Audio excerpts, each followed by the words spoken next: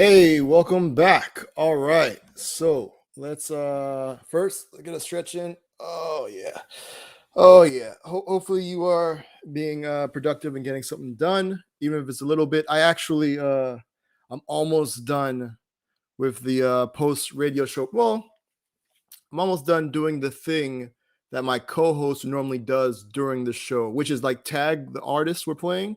And so it's a lot of stuff. So I'm almost done. I've only got a few more tracks. I think we played like 20 tracks in the show. So I'm just going through tagging the artists on Instagram and stuff. So because we do a live playlist on Twitter and Instagram. So yeah, just trying to connect the music with the artists, and so people can easily find them and follow them and learn more. So yeah, all right. So for this break session, going to take a look at a thing that I came across on, I think it was Twitter or something, and it seems pretty cool. So I figured why not share it, and maybe it can help you out as well. So where are we at? Okay, let me share my screen. Don't think I'm gonna need audio for this, so let's keep that. Don't need that. And yeah, I'm going to let me post a link to it also. So that the link will be with the archived video so you can check it out for yourself. So it's this thing called OpenProps. And I wish it was like an about, but basically it's supercharged CSS variables. Now I'm a fan of CSS variables because I recently wrote a blog post on styling, uh, styling web components, and one of the ways is to use CSS variables. And so, yeah, so it's pretty cool. So for people that may not know, you know what? Let me look up on MDN. They might have a better than me just randomly saying stuff. Variables MDN. All right, so yeah, so they're also called custom properties. Let me post a link to this as well in there. Add a link, save link. All right, now, so custom properties, sometimes referred to as CSS variables or cascading variables, are entities defined by CSS authors that contain specific values to be reused throughout a document. And like with web components, I'm a big fan. So that's almost like web components. They are set using custom property notation. So it has like the dash. So you notice a CSS variable or a custom property when it's like dash dash the name, and are accessed using the var. So if you ever seen in CSS, there's like the var function. That's pretty cool. Like there's functions in CSS. So people who say like CSS is not a language, I mean, there's functions in it, and you can set variables. Like, what more do you want? Kind of amazing. All right. So yeah. So for example, if you have like the dash dash main dash color, and you set that to black, you're able to call that later on in your CSS other properties as var parentheses dash dash main dash color, and now replace it with the black. And so that way you can have a bunch of those, and instead of replacing every single time it's there and trying to remember, you can just set it the one time and change that one variable, and it'll like go through the rest of them, like just like how variables do.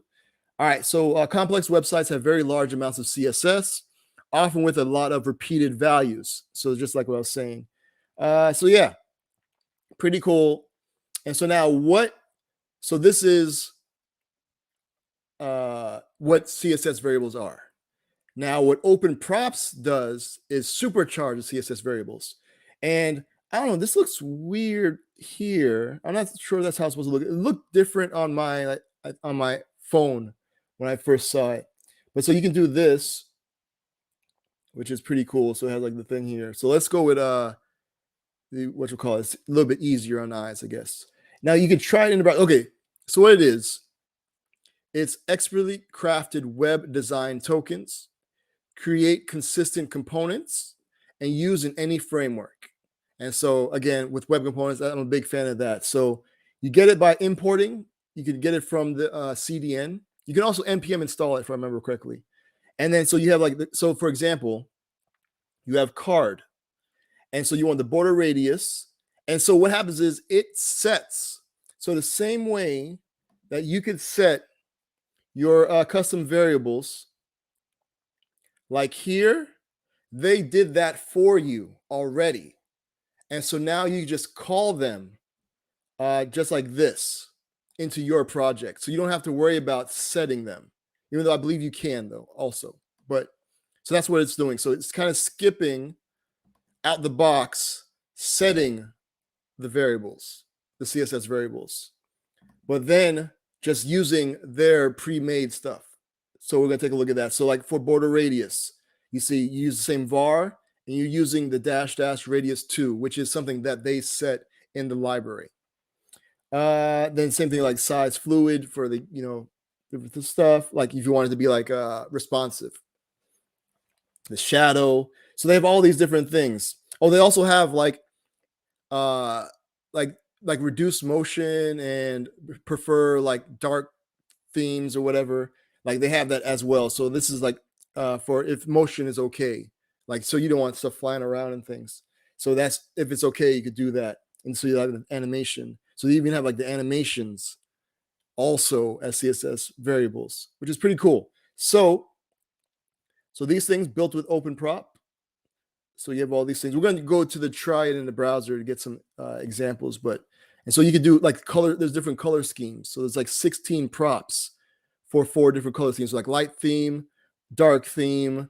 There's a dim, and then they have like this grape, which is like this color thing here, and you can change it as well, if I remember correctly. So why use OpenProps? It's non-prescriptive, so you can design consistently. It's predictable because again, you know the names. So thanks to consistent naming conventions. Incrementally adoptable, so you can get all the props as JS or only what you need, which is pretty cool.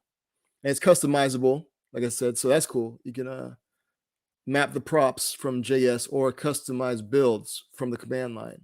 All right, cool. And it kind of have the overview and like the size. So like the full thing with 351 props comes in at 3.4 kilobytes.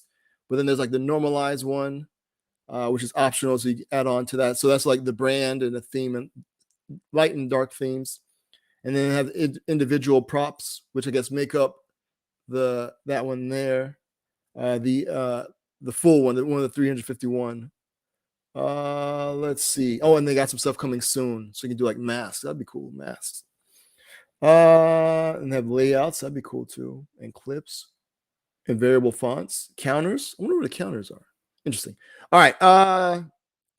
So yeah, so this site itself is built with OpenProps, and they just talk about more stuff on how they get stuff together. Cool. All right, so getting started. So you can pick from CSS, post CSS, which I've never done before. JSON, I don't think I've ever done before, or props as JavaScript. So I guess you can assign through JavaScript the props, and it'll be applied that way. And so they have the CDN, so they have the different ways you can get through the CDN. Cool. All right. And then you can also, like I said, install NPM. It's pretty cool too. And then there's a CLI. And you can customize your build. Let's see what that does. Okay. All right. Oh, and then you can create your own props with your own prefix. That's cool. Yeah. Just in case if you want to have like your own set and then you don't want to like overwrite if anybody's using OpenProps before also in the same project. That's cool. All right, so let's see the colors. So this is like the different values. So they have gray, and you can so it's dash gray dash and a number from 0 to 9. So like you see here, var dash blue dash 6. And I think they have, and then they have like light and dark as well. That's cool. So like for the text, okay. And so if the person on using your application prefers dark mode, if like the OS is set to dark mode, then use these values. That's pretty cool. So here are the different ones. So there should be 9 here. So So yeah, so you go 0, 1, 2, 3, 4, 5, 6, 7, 8, 9. That's cool. I didn't see this when I was on the mobile device. That's pretty cool. So you can see, so you know exactly on how it's going to look. That's pretty cool. Nice. And then they have color theming. So if you want to, all right, cool. So they give you options. So if you want like a light theme, dark theme, and there's that dim that I was talking about before, and then the grape. That's funny. They have a grape one. Yeah, cool. Let's see what else. And then there's the adaptive one. So like if there's no preference, it'll go to light automatically. If they prefer dark, so here's that same prefers color scheme dark, then you can set it that way. But I think they also have that props using aliases, I guess. This, I thought there was a thing here at media dash dash OS dark. So I wonder if that's the same as if you were to do it. Where's the prefer thing? Where to go? Here. So it's the same at media. So I wonder if that dash dash OS dark is similar. I still gotta play with this. So okay, and dim is like less contrast. This with contrast. Okay, cool. There's so much stuff in CSS. It's kind of amazing. I think you use aliases stuff. All right. So your app is now free to use adaptive custom properties. Now your team only needs to remember a single naming convention rather than wrestling with individual theming variables. Here are a few examples of how the above color theme system could be used. So that's cool. They give you examples and stuff. So nice, cool. And then they have like gradients and stuff. So it's pretty cool. And so you can set the direction of the gradients, the background. So they have gradients out the box. Nice. And then I guess you can set the colors and stuff as well. So here are the gradients out of the box, it looks like. Nice. So you got like 30 of them. Nice. Cool. Yep, 30. Well, 31 from 0 to 30. That's weird. So there's no 0 here. All right, neither here nor there. So this must be 0. I don't know. All right, then we got some noise. If you want to add some noise to stuff, that's cool. Yes, there's a lot. Shadows. Oh, you probably can't see the shadow because it's on a dark theme. Let's now let's go to shadows. So you should be able to see the shadows better now. Yeah. Okay, yeah, so you can see them better now. Cool. Aspect ratio, which I think is a thing that's coming to CSF, if I remember correctly. Like you could set the aspect ratio of stuff instead of having to do like, like the padding top, like 50, was it 56.25 or something like that? If you want to get like a 16:9 thing and you do like 100% and all this stuff, you'll be able to do it just setting it 16:9. So it looks like they do that for you. I think it's coming to the browsers anyway. And then, yeah, typography. So it's a lot of stuff here. Kind of nice. Oh, and you can check out this. So the different font weights. That's cool. And then they have like the animation stuff. So check this out. Pretty cool. Let's just ease and then easing in. So you see like going in, it's a little bit smoother and it just snaps into it. That's pretty cool. And then ease out. So you see it's smoother towards the end. And then this is both. Nice. All right. Ease squish. That's awesome. Cool. All right. Hopefully that's not making anybody sick. Animation, some more animations. You can do a bunch of stuff. So like the fade in. Cool. Fade out. Scale up is pretty cool. Nice. And yeah, and they got a bunch of stuff. So then you can combine them. And then we have the sizes. Oh, I'm already over. Okay. So you have different sizes and stuff. Yeah, it's pretty cool. They got borders. Then you can do some blobs. This is pretty cool. You're able to just add that and the border radius. I think it's border radius blob. Yeah, radius blob, and 1 through 5. Oh, and radius conditional. Interesting. So yeah, so here's the 1 through 5. So you can, if you want like a cool shape around your thing, you'll do that. That's pretty cool. And Z index stuff. Nice. Media queries. I think you have to, yeah, only available with the post CSS plugin for now. Yeah, super cool. And you can tell if they have like a touch stylus pointer, what to do with that. Oh, so yeah, here we go. So yeah, so the OS dark is kind of like the prefers color scheme dark. And then with the reduced motion stuff. Nice. Nice. So that's what they mean. So that's kind of like what those variables, it means that the preferred contrast high is that, yeah. Cool.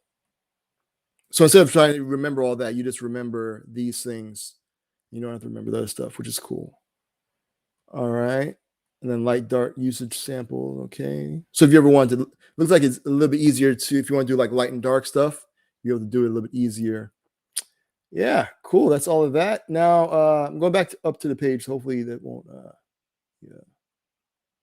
Just scroll back up real quick. All right. So let's try in the browser. It says rad. What does that mean? Cool.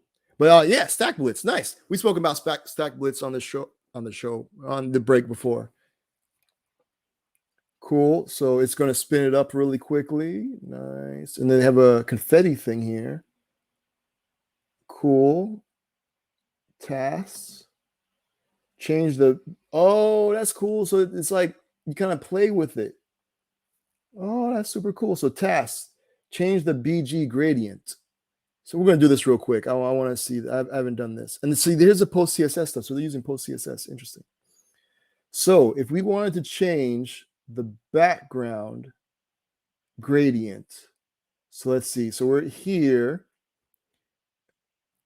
All right. So yeah. So, oh, and that's cool. They give you like things to do. So yeah. So try on some alternative gradients. Why don't you? All right. So let's try 7. 7 is a good number. So will it, if I save it? Oh, see, yeah. Oh, wait, crap. It forked it. So I have to, nice. So we did that. So we changed it. Oh, that's cool. So then remove normalize. So would that just be taking this out? Interesting. Let's see. And it tells you like normalize includes light and dark vars for adaptive theming. So if I just take that out, save it. Yeah, I guess so. All right, cool. It'd be cool if it's somehow new and like was able to cross these off. But yeah, neither here nor there. That's cool. All right, super cool. Nice stuff. Good stuff. You see how quick that reloaded? That's the power of Vite, y'all. And then you can try to make a card and stuff. This is cool. Oh yeah, and summary marker. Let's see, made it that shade of pink there. Pretty dope.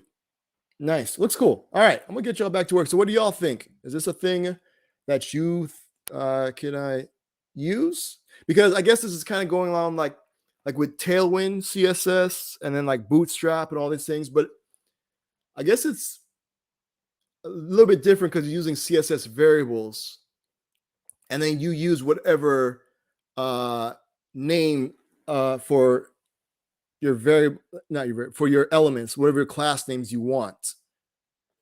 Whereas with like Tailwind CSS, like Bootstrap, they give you the class names to use.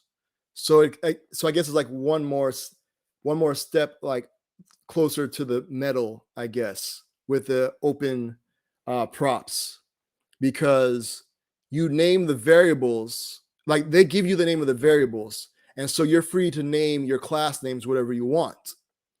Whereas with Tailwind CSS and like Bootstrap and even Bulma, fan of Bulma, they give you the class names. I guess it all depends on kind of like what you want to do. So there's options, which is always a good thing. So that's super cool. So shouts to them. So again, let me go back because it. Okay, there we go. So yeah, so shouts to them again. OpenProps. It's Pretty dope. And it has like the MIT license. Cool. And yeah, and then you can check out the GitHub repo and stuff. So very nice, very nice. All right, cool. I think that's going to be it. Send y'all back to work. Again, thanks for hanging out. So we've got one more break session, and then we got the final work session, which normally I extend to be like an hour because these things, we lose some time because I get fascinated by certain things and just keep babbling on like I am now. So don't worry, there will be some extra time. You'll be able to catch up with stuff.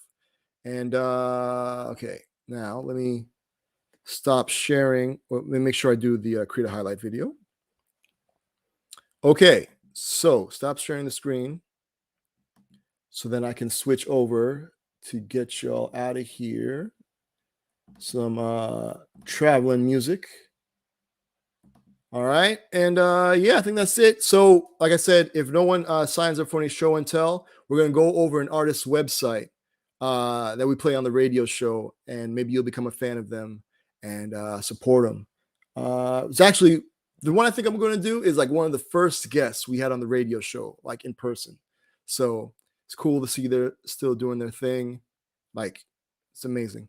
All right. I think that's it. Cool. Got that. Did the highlight video. I set the timer. Cool.